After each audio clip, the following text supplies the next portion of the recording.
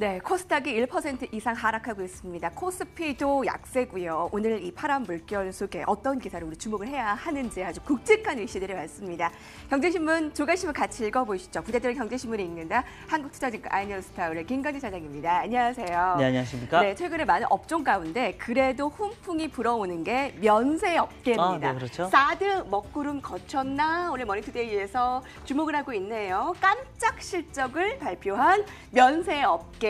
기존의 그 투톱이라고 보는 롯데와 신라 국내외 실적이 호전을 나타내고 뒤를 이어 신세계나 두타도 흑자 전환을 나타냈다라고 하네요. 어떤 면세점에 좀 더 관심을 가지면 될까요? 호텔신라는 최근에 신고가 흐름이잖아요. 네, 그렇죠. 계속해서 호텔신라 계속해서 신고가의 흐름이 나타나고 있고요. 신세계가 최근에 어떻게 보면 이런 유통업뿐만 아니라 지금 면세까지 좀 긍정적인 얘기가 나오면서 계속해서 우상향입니다. 언제 끝나지 않아 지금 현재 우상향이 계속해서 지속이 되고 있는 것 같다는 거 얘기를 해드리겠고요. 그리고 언제가 가장 이제 핫하게 되기 시작할 거면 바로 이 3분기 때부터 이게 훨씬 더 긍정적으로 얘기가 나올 거다라는 거 얘기를 해드립니다. 즉 바로 중국인들이 다시 몰려 들어올 시기가 바로 3분기인 것 같다는 얘기를 해드리겠습니다. 실제로 계속해서 조금 아마도 중국 관련 소비재들 어떻게 보면 거기에 대표주로 어떻게 보면 면세점 계속해서 관심 있게 여러분들이 확인을 해주셔야 될 것 같다는 얘기를 드리겠습니다. 네, 어느 정도 영업이익이 좋아졌는가? 롯데와 신라 특히뿐만 아니라 신세계 말씀해 주셨는데요. 네, 그렇죠. 신세계가 흑자 전환에 성공했고요. 두타 면세점도 흑자 전환. 이런 면세점의 앞으로의 주가 호전 기대를 어느 정도 해봐도 될까요? 눈여겨보시기 바랍니다. 오늘 굵직한 이슈는 이 북한에서 온 소식이 아닐까 싶습니다. 맥스 썬더의 훈련을 이유로 고위급 회담, 남북 고위급 회담을 북한에서 중지시켰습니다. 정부는 그 의중을 파악 중인데요. 북한에서 이유로 꼽는 이 맥스 썬더는 어떠한 훈련일까요? 한국과 미국이 함께 훈련하는 이런 연 1회 정례적으로 실시하는 한미 연합훈련이라고 하는데요. 이에 대해 정부는 북한의 고위급 회담 일방적인 취소에 진위 파악 중이라고 합니다. 하지만 맥스 썬더 한미연합훈련의 조정은 계획이 없다라고 밝히고 있고요.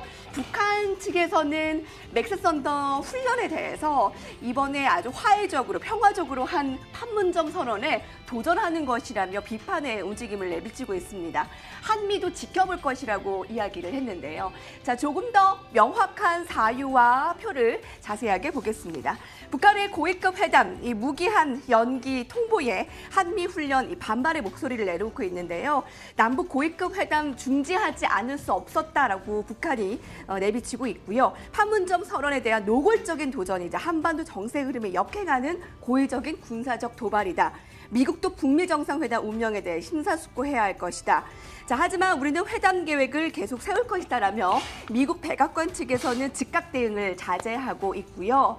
자, 이에 대해 남북 경협주 오늘 일제히 하락을 하고 있습니다. 남북, 이 북미 관계, 이 기싸움이 계속되고 있는데요. 투자 판단 어떻게 해야 할까요? 네, 그렇습니다. 실제적으로 표면적으로는 지금 현재 이런 이슈들, 군사 이런 훈련 때문에 그랬다라고 얘기를 하는데 실제적으로는 최근에 미국에서 계속해서 좀 강도를 좀 높여가고 있었기 때문인 게 아닌가라는 얘기를 해드리겠습니다. 어떻게 보면 최소한의 자존심을 지켜줬어야 되는데 이런 모습이 없었기 때문에 북한에서 우리 자꾸 이런 식으로 하면 다 뺏기겠다. 어떻게 보면 북한에서는 히든카드, 자기가 마지막으로 가질 수 있는 히든카드를 내놓은 상태입니다. 실제 우리 북핵 우리 포기할게, 경제 지원만 많이 해줘라고 하는데 지금 현재 미국에서는 야 이것도 해, 저것도 해, 이것도 해. 계속해서 얘기가 너무 많이 나오고 있기 때문에 북한에서도 잠깐만 어떻게 보면 남녀 간에 사랑하듯이 어떻게 보면 밀당이 좀 진행이 되고 있는 것 같습니다. 실제적으로 조금이라도 더 얻어내기 위한, 그리고 자기의 그 위치를 좀 높이기 위한 이런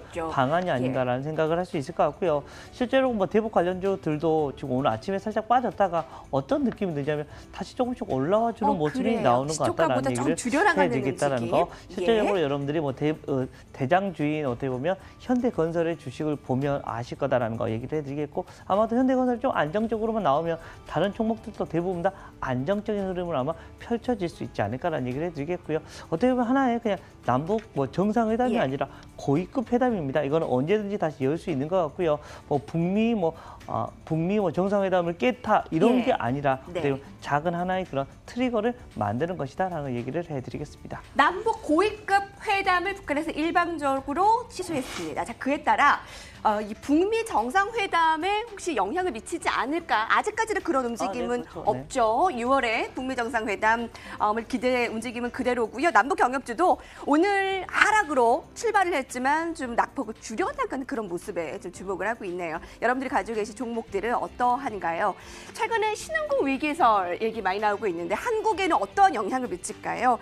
그 하나로 4월에 외국인들이 3월에 순매수에 뒤집힌 2조 2천억 원의 순매도를 기록하면서 혹시 외국인의 자금 유출이 현실화되는 것이 아니냐라는 우려감을 한국에서도 내비치고 있는데요. 신흥국의 위기, 한국으로 번지나에 대해서 증시 전문가가 보는 신흥국 6월 위기설을 정리해봤습니다. 중남미 위기가 한국 증시까지 영향을 줄 가능성은 제한적이다. 이승근 CIO는 외국인의 유입 가능성이 충분하다. 코리아 디스크 카운트 일부가 해소된다며 신흥국의 전체 위기설로 확대하지 말라는 움직임. 한국 증시 3분기까지는 불안한 장세 쉬어가는 분위기라는 것도 있고요. 신흥국의 펀드 자금 유출은 아마 조금 더 이어지지 않을까 하는 움직임입니다. 실제로 5월에 둘째 주 선진국의 주식형 펀드는 유입이 된 반면에 신흥국의 주식형 펀드는 순유출되고 있습니다. 채권형 펀드까지 합치면 2주 연속 순유출이고요. 한국 증시에서도 외국인 매도가 이어지는데요. 4월 2조 넘게 5월 벌써 5,600억 원 순매도를 나타내고 있다고 하네요. 이 기사에 따르면 6월 FMC 전후로 IT, 건설, 화학 매수 타이밍 강조하고 있습니다. 외국인들의 향방 어떻게 파악을 할 수 있을까요? 자, 우선은 가장 크게 지금 현재 현실로 지금 와 닿고 있는 게 뭐냐면 바로 MSCI 지수에 지금 중국의 편입이다라는 얘기를 해드리겠습니다. 실제적으로 여기에 물건을 그 자금 넣기 위해서는 어떻게 보면 MSCI 신흥국이 어떻게 보면 우리나라의 대표적인 이런 나라라고 생각해 주시면 됩니다. 실제적으로 패시브 자금들은 자동적으로 거기로 넘어갈 수밖에 없다라는 얘기를 해드립니다. 실제적으로 아마도 이번 달 말까지는 이런 모습이 계속해서 지속될 수밖에 없을 것이다라는 얘기를 해드리겠고요. 자, 그럼 다음 달로 넘어가면 어떤 이슈가 있냐면 바로 이 미국 쪽에서 FOMC가 열린다라는 거. 언제? 바로 6월 13일 우리나라와 또 중간선거와 또 같이 겹치는 날이다라는 얘기를 해드리겠고요. 실제 이날은 대부분의 지금 사람들이 뭐라고 하고 있냐면 금리를 인상시킬 거다라고 얘기를 하고 있습니다. 이미 우리나라랑 지금 현재 지금 역전이 돼 있는 상태고 여기 6월 달에 또 올리면 이제 50bp 차이가 나기 시작한다라는 거. 외국인들이 뭐 우리나라 사람 그런 기준금리 차이가 50bp까지는 인정을 할 수가 있답니다. 그런데 여기서 더 벌어져 버리면 그때부터는 좀 고민을 하기 시작하셔야 된다는 거 얘기를 해드리겠고요. 일단은 단기적으로는 어찌됐든 MSCI 신흥국 변경의 이런 시작 시점까지는 어쩔 수 없이 지금 현재 외국인들의 매도가 좀 계속해서 출회될 수밖에 없는 이런 모양새다라는 얘기를 드리겠습니다. 네. 여러분, 최근에 종목들의 주가 흐름을 보면 실적보다도 마치 수급에 의해 그렇죠. 크게 좌지우지되는 움직임을 볼 수가 있는데요. 예컨대 LG전자, 앞서 얘기한 삼성물산, NC소프트가 아주 어닝 서프라이즈를 냈는데도 불구하고 주가가 힘을 못 쓰고 있습니다. 그런데 NC소프트에 대해 좋은 분석이 나왔네요. 매우 저평가다. 현재 최저점의 분석에 오늘 반등 어제에 이어서 나오고 있습니다. NC소프트는 실적도 잘 나왔고요. 내년에 린지2M 브레인드앤소울2 모바일 대작 출시를 고려한다면 지금의 주가 매집 구간이다. 어떻게 동의하세요? 가능성은 분명히 있다라는 얘기를 해드리겠습니다. 그런데 항상 여기서도 여러 번 얘기해드렸습니다. 게임주는 언제 여러분들이 매매를 하셔야 되냐면 어떤 일정이 나오고 일정이 나와서 그날까지 D-Day가 바로 되는 전까지만 매매를 하셔야 됩니다. 그 후로는 또 실제로 재미가 없습니다. 더 이상 최근에 NC소프트가 빠졌던 가장 큰 이유는 뭐냐면 새롭게 나올 거리가 별로 없기 때문이다라는 얘기를 해드립니다.